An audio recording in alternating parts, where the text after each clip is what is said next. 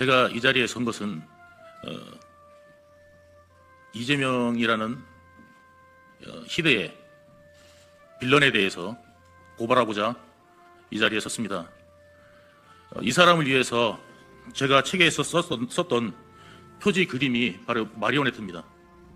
수많은 마리오네트가 이재명을 위해서 존재했었고, 이 마리오네트 중에서도 몇 분들은 스스로 목숨을 끊는 사태까지 벌어지게 이르렀습니다. 지금도 많은 마리오네트가 만들어지고 있습니다. 더 이상의 마리오네트, 이재명을 위한 마리오네트가 생산돼서는 안 됩니다. 그래서 제가 이 자리에 섰습니다. 저는 이재명과 같은 죄를 지었습니다. 그 죄를 고백한다는 것은 사실 쉬운 일이 아닙니다. 그렇지만 제가 죄를 고백해야지만 더 이상의 마리오네트가 생산되는 것을 막을 수 있다고 생각했기 때문에 용기를 내서 이 자리에 서게 된 것입니다.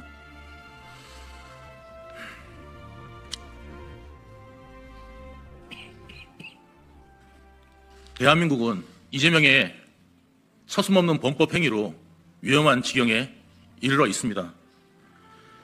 피고인 이재명은 재판 거래를 통해 법치의 근간을 무너뜨렸습니다. 2020년 10월 이재명은 공직자선거법 위반 파기환송심에서 무죄를 받았습니다. 1심에서 무죄, 2심에서 벌금 300만 원을 받고 처벌 직전까지 갔던 것을 뒤집었습니다. 내가 1심 판사한테 180억을 썼어. 그런데 2심 판사는 씨알도 안 먹히더라. 이것이 김만배의 말입니다. 2심에서 씨알도 안 먹혔던 것이 어떻게 대법원에서 뒤집어졌을까요? 판결 전 로비스트 김만배가 비타 500 음료 박스를 들고 권순일 대법관을 8번을 찾아간 후에 뒤집어졌습니다. 이후 대법관을 그만둔 권순일은 김만배의 회사인 화천대유에서 매월 1,500만 원, 연간 2억 원의 상당의 고문료와 별도의 급여까지 지급받았습니다. 그리고 50억 클럽에 가입이 되었습니다. 판결 전 쌍방울을 전담해 이재명의 심부름하던 수와 백종선은 여기저기에 떠들고 다녔습니다. 권순일의 야천 났으니까 문제 없을 거라고. 김만배한테도 저는 똑똑히 들었습니다. 권순일이 알아서 다 해줄 거라고.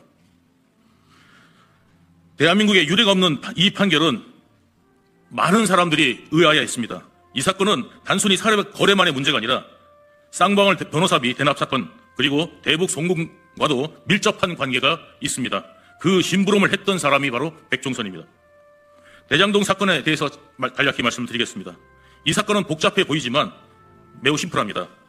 족보도 없는, 정치에 족보도 없던 이재명이 온갖 편법을 동원해 성남시장이 된 후 자신의 이름을 알리기 위해서 일공당 공헌화 작업을 하다가 만난 로비스트 김만배와 서로를 비호해가며 만들어낸 사건입니다. 통진당 사건, 그 다음에 상대 후보 비방 사건, 상대 후보 매수 사건 등 이재명의 여러 가지 법적 리스크를 해결해준 사법 리스크 해결사가 바로 김만배입니다. 이 김만배와 의기투합해서 정치자금을 만들려고 했던 사건이 바로 대장동 사건입니다. 그 전에 사업자였던 남욱이 잘리고 김만배가 이 사업권의 주도권을 쥔 이유가 바로 그 이유입니다. 이재명의 비호 없이는 결코 불가능한 일입니다. 이 책에 제가 자세히 써놓았습니다. 그리고 이재명은 주장합니다.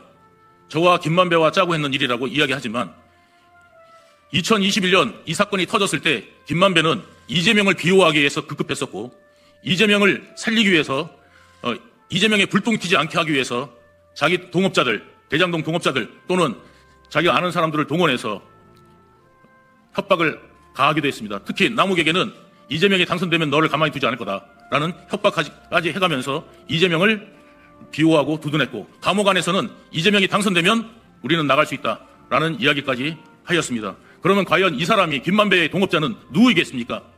김만배는 저를 보호하려고 하지 않았습니다. 유동규로 오히려 몰고 가자고 했습니다. 그리고 2021년에 저는 김만배와 통화하지 않을 때 이재명의 측근 정진상은 김만배와 아주 밀접하게 통화하고 관계를 맺어왔습니다. 백현동 사건에 대해서 말씀드리겠습니다. 이재명은 평소에 늘 말했던 게 뭐냐면 부동산 투기업자하고 싸웠다고 그랬습니다. 이 백현동의 정바울 씨야말로 부동산 투기업자입니다. 그리고 이 사업은 애초에 도시공사가 참여하게 돼 있던 사업이었습니다. 공익을 위해서. 그런데 이것을 빼버린 것이 누구냐면 바로 이재명입니다. 그리고 정진상입니다. 공무원들도 이것을 법정에서 증언하고 있습니다. 그리고 이 정바울이라는 사업자가 수천억의 이득을 취할 수 있었던 이유도 이재명의 권한인 용도 변동의 권한을 가지고 비호 아래 일어날 수 있었던 사건입니다. 여기에 핵심 관계자는 바로 이재명의 측근인 김인섭입니다. 여기에 또 한 김인섭이라는 마리오네트가 등장하게 되는 것입니다. 이것을 저는 이재명한테 들었습니다. 우리 공사가 저도 모르는 사이에 빠져있는 상태를 확인하려고 이재명한테 물어봤습니다. 저희 공사 빠진 거 아시냐고 물었더니 이재명은 저한테 이렇게 대답했습니다. 너희 빠진 지가 언젠데 그거 아직도 몰랐냐고. 인섭 형님하고 진상이하고 이야기돼가지고 그렇게 된 걸로 알고 있는데 하면서 좀 당황해했습니다. 제가 나와가지고 정진상한테 이재명한테 이야기했던 내용들을 이야기를 하니까 정진상은 저한테 크게 대노하면서 그거를 왜 시장한테 물어봤느냐고 아직까지도 그것도 몰랐냐고 하면서 오히려 되레 저에게 화를 낸 적이 있었습니다. 이랬는데도 불구하고 이재명은 몰랐다고 주장을 하고 있는 지금 상황입니다. 이재명은 애초에 이 사업을 시작할 때도 인섭형 하는 거니까 신경 써주라는 이야기까지 했었습니다. 그런데 저희도 모르는 사이에 김인섭이 정바울의 요구에 의해서 저희 도시공사가 빠지게 된 것이었던 것입니다. 이렇게 부동산 투기업자의 청탁에 다 들어주면서 불구하고 지금까지도 아직도 부동산 투기업자하고 자기는 평생 싸웠다고 뻔뻔하게 이야기하는 것이 바로 이재명의 지금 현재의 얼굴입니다. 지금까지 제가 말씀드린 이 세 가지 사건의 내용은 복잡하지 않지만 내용을 들여다보면 대한민국의 시스템을 붕괴할 수 있는 온갖 수법들이 동원되어 있습니다. 이런 수법들을 덮기 위해 저들이 자행한 불법과 전염성 강한 거짓말들이 대한민국을 뒤덮어 마침내 오늘에 이르렀습니다. 이재명의 죄를 감추기 위해 또 다른 거짓말이 등장하고 또 다른 거짓말이 등장하는 과정에서 만들어낸 허구의 말이 바로 헛것입니다. 색즉 시공, 즉 형태가 있는 곳이 곧 헛것이죠.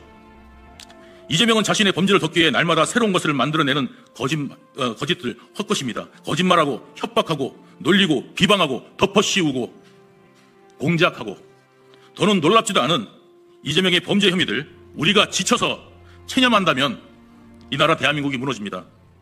체념은 나쁜 행동을 동조하는 것과 다르지 않습니다. 정신 바짝 차리고 어떻게 해야 할지 생각해 주십시오. 그리고 심판해 주십시오. 경청해 주셔서 감사합니다.